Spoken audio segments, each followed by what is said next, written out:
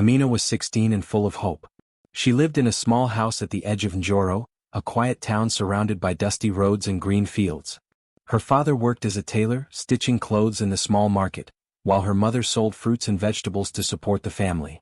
They did not have much, but they were proud of their daughter. Amina was smart, hardworking, and respectful. Everyone said she would go far in life.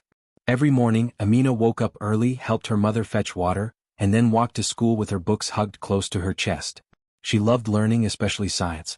She dreamed of becoming a nurse one day so she could help people in her village. Her teachers often told her, "You are a light, Amina. Keep shining." Those words made her study even harder. But Amina was also like any other teenage girl, curious, cheerful, and sometimes unsure of herself. She liked to laugh with her friends during break time and help them with homework.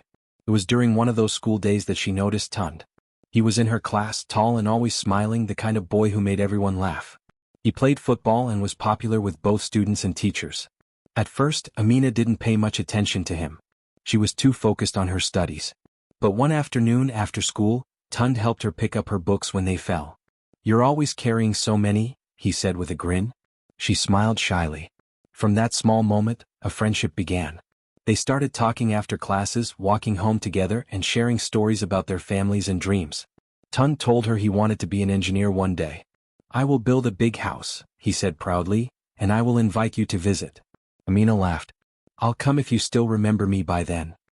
He looked at her seriously and said, "I could never forget you." Their friendship grew stronger with time. They exchanged notes during lessons and sat together under the mango tree during lunch breaks. Amina's friends teased her, saying Tund liked her. She would blush and deny it, but deep inside she liked him too. At home, her parents noticed her smiles and long daydreams. "Who are you thinking about?" her mother asked once jokingly. "No one," Amina replied quickly, turning away. She didn't want her parents to worry. She knew they expected her to focus on her future. As months passed, Amina began to trust Tund more than anyone. He was kind and caring, always encouraging her to smile when she felt stressed about exams. "You're too serious," he would say. "Life isn't only about books." His words made her feel special, seen, and understood. But soon her closeness with Tund began to change. They started meeting secretly after school, away from their classmates. Amina didn't see any harm in it at first. She believed their friendship was pure. But slowly emotions grew stronger. Tund would tell her how much he cared about her, how she was different from every other girl. His words made her heart race. One afternoon, while they sat near the river, he held her hand for the first time. "I will always be here for you," he promised. Amina looked at him and believed every word. She had never felt that kind of attention before. She felt loved. Days turned into weeks, and Amina's focus on school began to fade.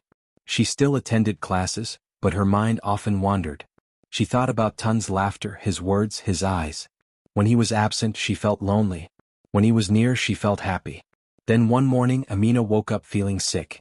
She thought it was just tiredness. But the sickness didn't stop. Her mother noticed she was eating less and sleeping more. "Are you all right?" she asked. Amina nodded weakly. Weeks passed, and Amina began to feel changes in her body. Her uniform grew tighter. Her heart pounded in fear every time she looked at herself in the mirror. One afternoon, she sat under the mango tree, trembling. She counted the days and realized the truth. She was pregnant. Tears filled her eyes. She covered her face with her hands and cried quietly. "No, no, no," she whispered. She was only 16. How would she tell her parents? What would people say? Her dreams of becoming a nurse now felt like smoke vanishing into the air. That evening she met Tund behind the school. Her voice shook as she told him the news. "I think I'm pregnant," she said softly. Tund's smile faded. "That can't be," he said quickly. "You must be mistaken." "I'm not," she replied, her voice breaking. "What are we going to do?" Tund looked away, nervous. "Please, Amina, don't tell anyone," he said. "If my parents find out, they'll kill me. Just keep it quiet for now." Amina stared at him, confused and scared. She had hoped he would comfort her, that he would say everything would be fine. But his words felt cold. "So what about me?" she asked. "What am I supposed to do?" Tund didn't answer. He just walked away. That night, Amina lay awake, staring at the ceiling. Her heart was heavy. She wanted to disappear. The world suddenly felt too big, too cruel. She imagined her father's anger, her mother's tears, her teacher's disappointment. The next morning she tried to hide her sadness, but her eyes were swollen from crying. Her best friend Linda noticed immediately. "Amina, what's wrong?" she whispered during class. Amina shook her head, trying not to cry. "Nothing." But by the time school ended, she couldn't hold it in anymore. She told Linda everything. Her friend gasped and held her hand. "Oh, Amina, what will you do?" "I don't know," she whispered. "I just want to go back to how things were." That evening, as she walked home, the sunset painted the sky in orange and red. Children laughed in the streets, chasing each other. Life went on, but Amina felt like she was standing still. When she reached home, her mother smiled and said, "You're late again." Amina forced a smile, trying to hide her pain. She didn't know how to tell her the truth. For days she lived with fear. She stopped eating well and stayed in her room often. Her mother began to worry. "You've changed," she said gently. "Are you sick?" Amina shook her head. "I'm fine, Mama." But inside she knew she wasn't fine. She was terrified. Then one morning her mother found her crying by the river. "Amina, talk to me," she said softly. The truth finally came out. "I'm sorry, Mama," she cried. "I didn't mean for it to happen." Her mother stood still, unable to speak. The sound of rushing water filled the silence. Amina fell to her knees, crying harder. "Please forgive me." Her mother knelt beside her, tears streaming down her face. "My child," she said quietly, "what have you done?" The sun slowly sank behind the hills and the air grew cold.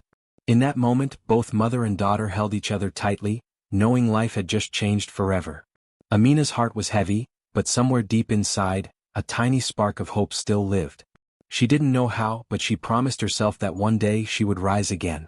When Amina's parents found out about her pregnancy, the air in their small home grew heavy and silent. Her mother cried until her eyes were red, unable to eat or speak. Her father sat in the corner of their room for hours, staring at the floor without saying a word.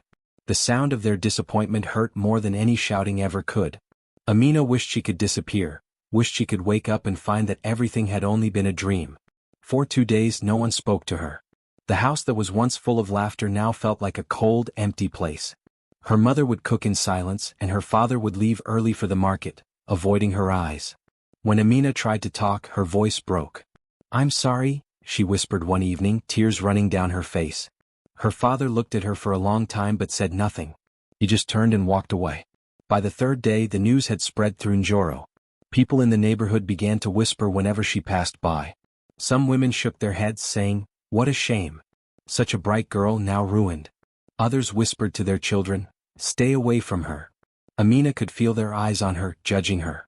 At school it was worse. Her classmates stared when she entered the classroom. Some of the girls whispered and giggled. Amina heard one of them say, "That's the girl who got herself pregnant." Her cheeks burned with shame. She tried to keep her head down and focus on her books, but the whispers grew louder every day. Tund, who had once been her closest friend, refused to even look at her. When one of the teachers asked him privately if he was the father, he laughed and said, "Me? Never." She must be lying. Those words reached Amina like a knife to the heart. She couldn't believe the boy who once promised to stand by her had turned his back so easily. Her teachers began treating her differently too. Some avoided her completely. Others looked at her with pity. During one lunch break, her favorite teacher, Mr. Okoro, called her aside.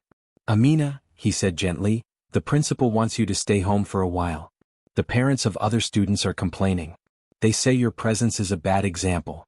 Amina's throat tightened. "But sir, I didn't mean for this to happen. I want to keep studying." "I know," he said softly. "You're a good girl. But sometimes the world is not fair." Tears rolled down her cheeks as she walked out of the school gates that afternoon.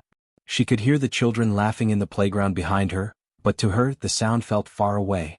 Days turned into weeks. Amina stayed home while her friends went to class. Every morning she watched them walk past her window with their backpacks and bright smiles. She wished she could join them, wished she could turn back time.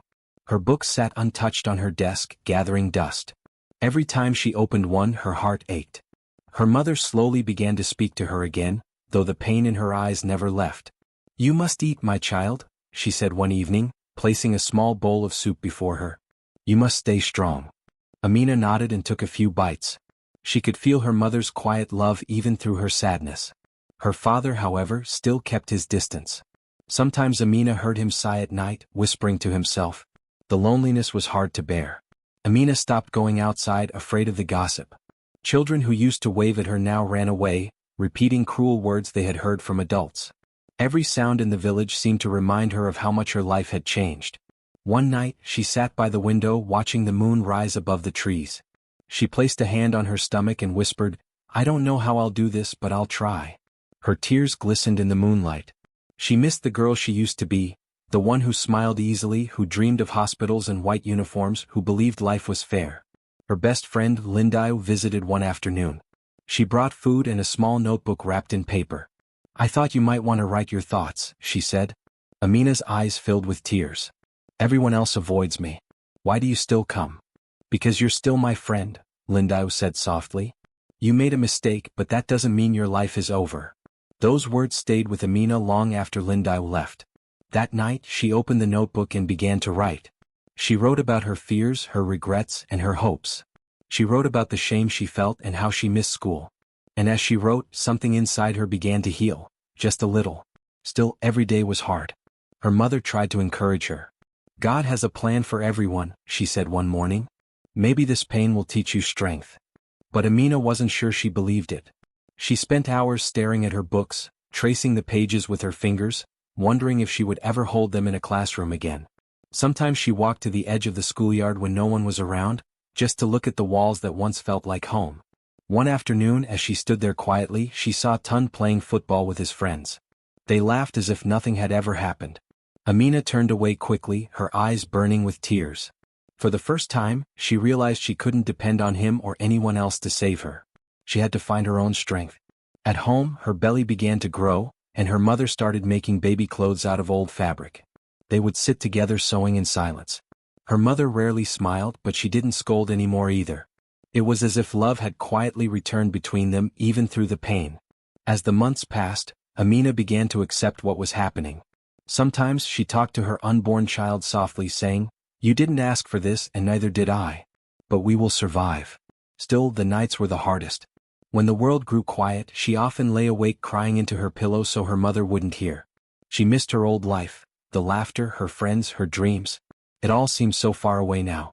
But deep inside, a small part of her refused to give up completely. She still believed that one day she would wear that white nurse's uniform. She didn't know how or when, but she held on to that hope. One evening, as she watched the sunset, she whispered to herself, "Maybe this is not the end. Maybe it's just the beginning of something new." And though tears still filled her eyes, for the first time in many months, she smiled. It was a small, trembling smile, but it was real. One sunny morning, when the air smelled of wet earth and mango leaves, a woman named Madame Ruth came to Amina's home. She was tall, gentle, and dressed in a bright yellow dress. Her smile was warm, the kind that made people feel safe. Amina had never seen her before. She stood shyly by the doorway as her mother welcomed the visitor inside. "I have heard about your daughter," Madame Ruth said softly.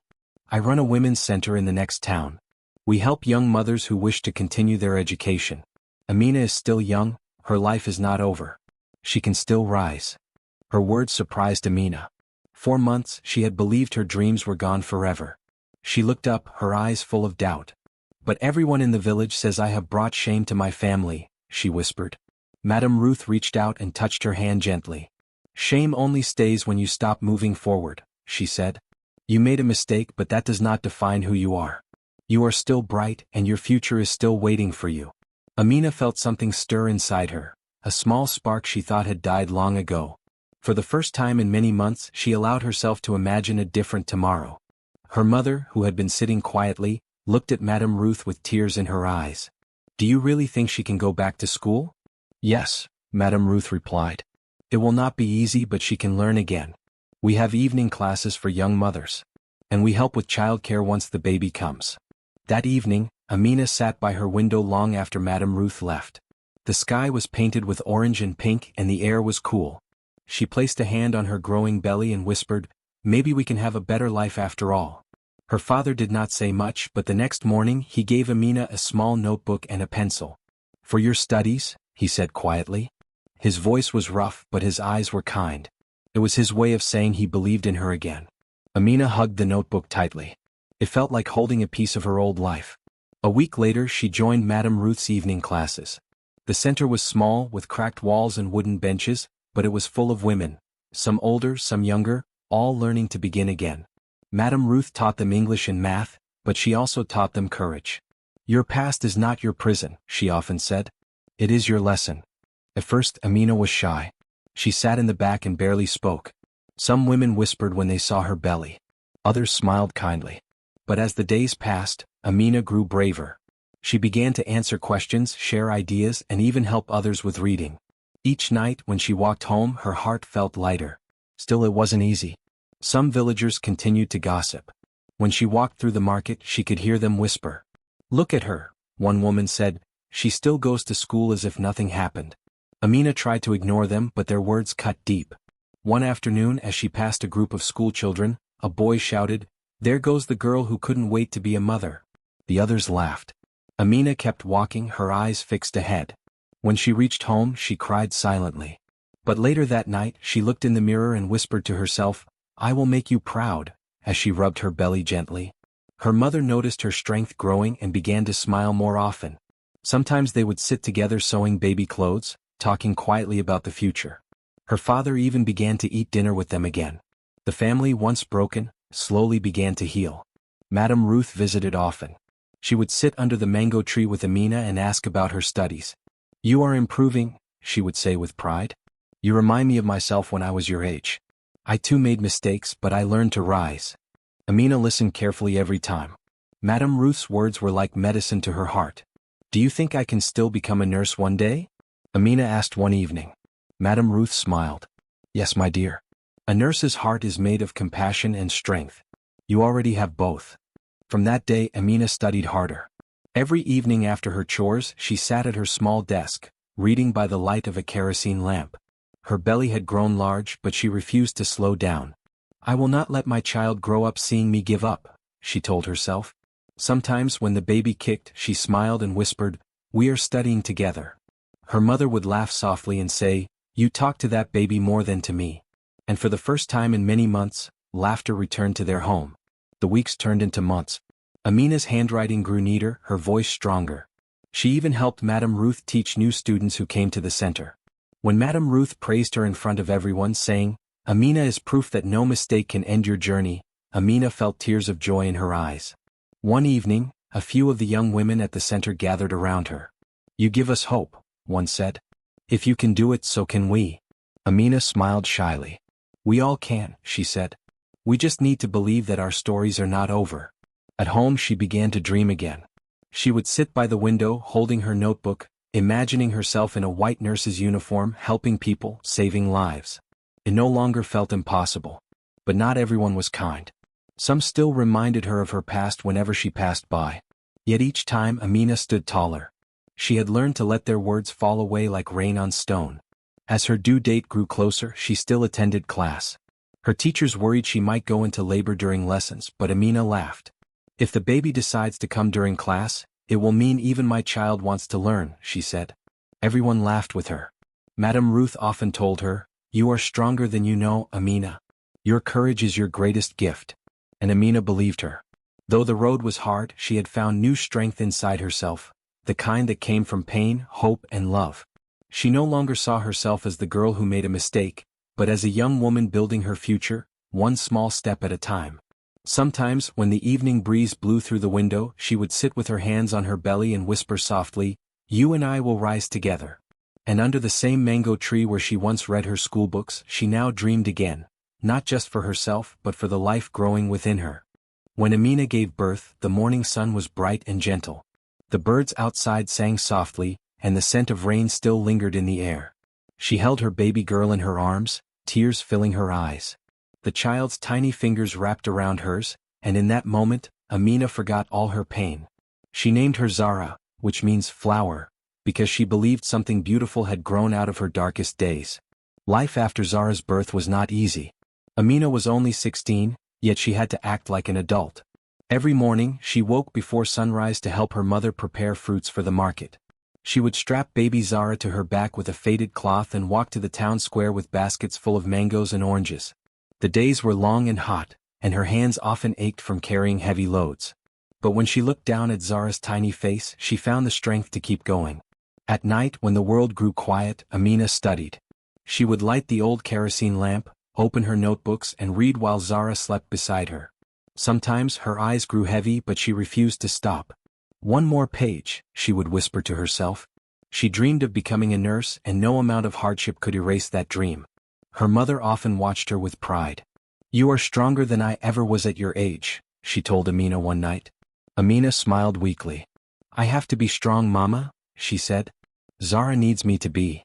Days turned into months and people in the village began to see her differently. The same women who once gossiped about her now greeted her with soft smiles. They admired how she never complained, how she kept working, studying, and caring for her baby without bitterness. Even the market women often said, "Look at that girl." She fell but did not stay down. Madame Ruth visited often, bringing notebooks, food, and words of encouragement. "You are becoming an example, Amina," she said one afternoon as she watched her read. "Your story will help many girls who think their lives are over." Amina blushed. "I only do what I must," she said softly. One evening as she was packing fruits at the market, she heard a voice behind her. It was soft and hesitant. "Amina." She turned around and froze. It was Tund. He looked very different, thinner, older, and tired. His once confident eyes now held shame. He stood with his hands in his pockets, unable to meet her gaze. For a long moment neither of them spoke. The sound of traders calling out prices filled the air around them. Finally Tund said, "I heard about your daughter. I just wanted to see you." Amina's heart beat faster. Memories rushed back, the laughter, the trust, the pain. But instead of anger she felt calm. She looked at him quietly and asked, "How have you been?" He sighed. "Not good," he admitted. "I left school. My parents were disappointed. I tried to find work in the city but things have been hard." He paused and looked down. "I came to say I'm sorry. I was scared. I ran away when I should have stayed. You didn't deserve that." Amina studied his face. He looked sincere but she could see how life had humbled him. After a long silence she said gently, "I forgave you long ago." Tund looked up, surprised. "You did?" "Yes," Amina said softly. "I had to. If I kept the anger inside me, it would have destroyed me. Forgiving you helped me move forward." Tund's eyes filled with tears. "You've become stronger than anyone I know," he whispered. Amina smiled faintly. "I had no choice. I had to be strong for my child." They stood in silence for a while, the market noise fading around them. Then Tund said, "Can I see her?"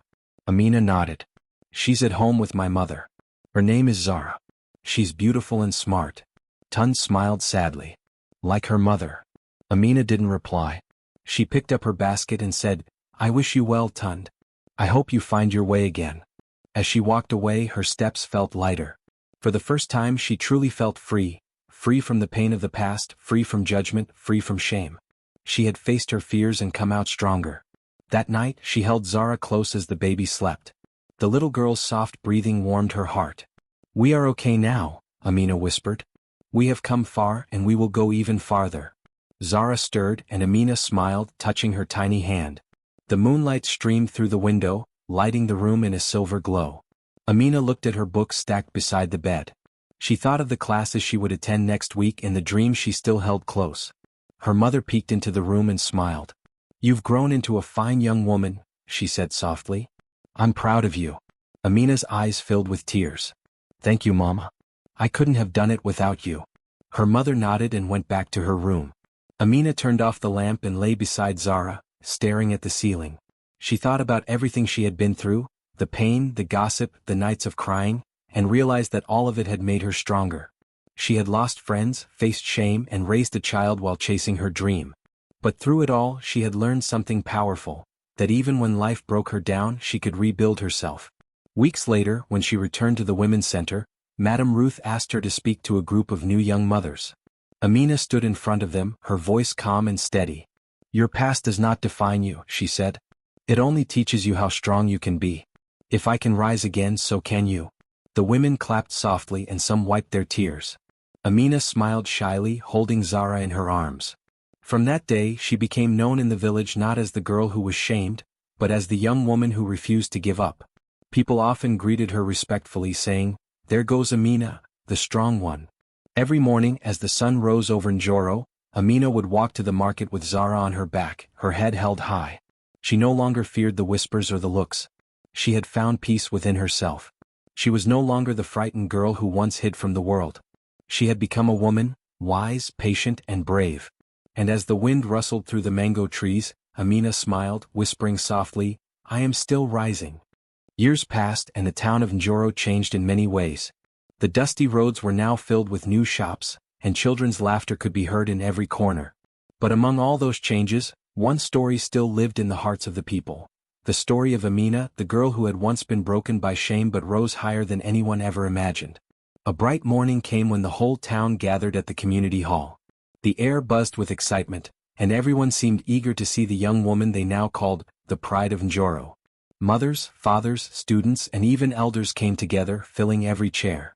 On the stage stood a tall woman dressed in a white nurse's uniform.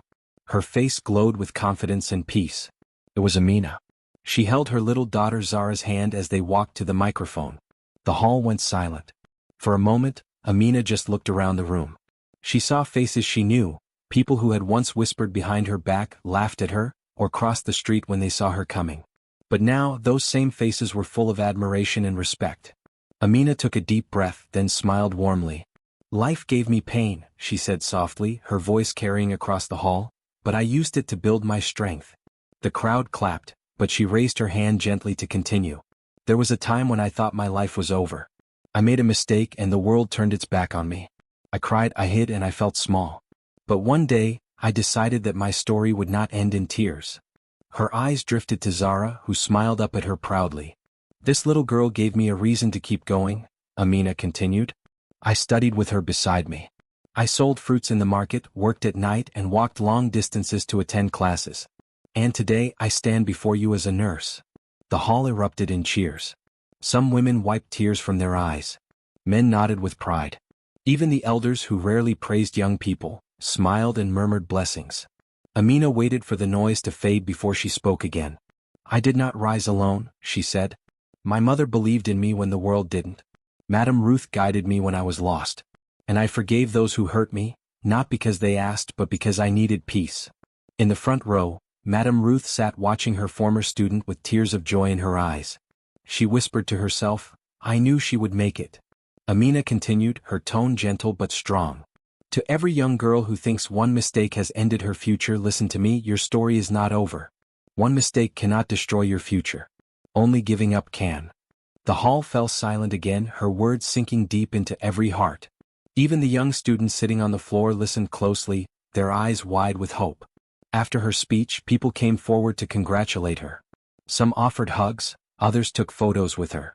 Amina smiled kindly at everyone, but when she saw her parents standing at the back of the hall, her eyes filled with tears. She walked over and hugged them tightly. Her mother whispered, "You have made us proud, my daughter." Her father nodded silently, his eyes glistening. "You proved that no fall is final," he said softly. Later that evening, Amina and Zara walked home together. The sun was setting, painting the sky with orange and purple. Zara swung her mother's hand and said, "Mama, when I grow up, I want to be like you." Amina laughed. "Then you must work hard, my flower. But remember, even when life gets hard, never stop believing in yourself." Zara nodded seriously, and Amina smiled at her determination. As they passed the old mango tree where Amina used to read as a girl, she stopped for a moment. The wind rustled through the leaves and memories flooded her mind. The shy schoolgirl, the shame, the tears, and the long nights of studying by lamplight. She sat under the tree for a while, letting the wind brush her face. Zara climbed into her lap and Amina whispered, "We made it, my child." We truly did. In the weeks that followed, Amina began visiting schools across nearby villages.